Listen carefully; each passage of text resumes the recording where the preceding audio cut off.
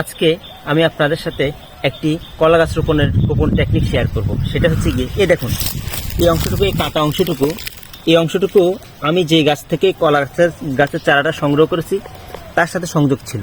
আচ্ছা, এই অংশটুকু আমরা কোন পাশে দেব? এই অংশটুকু আমরা রোপণ করার সময় উত্তর পাশে দেব।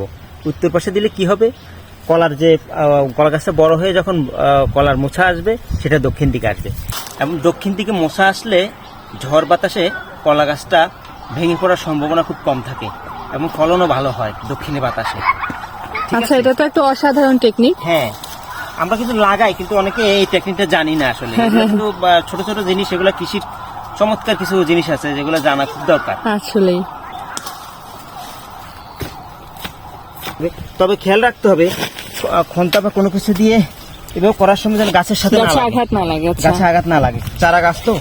আর তুমি দেখলাম যে কলা গাছটা লাগানোর সময় তুমি অনেক অংশ কিন্তু মাটির নিচে দিলে, গোড়াটা সহ অনেকটা অংশ। এটা কারণ হচ্ছে গিয়ে আমরা যদি গভীরে মানে 1-1.5 হাতের বেশি গভীরে কলা গাছ রোপণ করি, তাহলে যে কলার চারা সাইড থেকে যে চারা বের হবে সেগুলো সংখ্যা পরিমাণে কম আসবে। আচ্ছা, হ্যাঁ, এটা গাছের জন্য ভালো।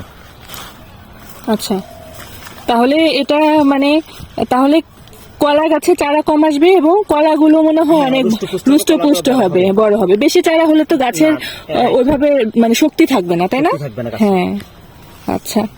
আসলে অনেক ছোট ছোট টেকনিক আছে প্রতিটি গাছ লাগানোরই। আসলে কৃষিটা হচ্ছে একটা সায়েন্স আসলে একদম ঠিক আছে। এই তো আমাদের গাছ লাগানো শেষ, তাই না? হ্যাঁ, শেষ।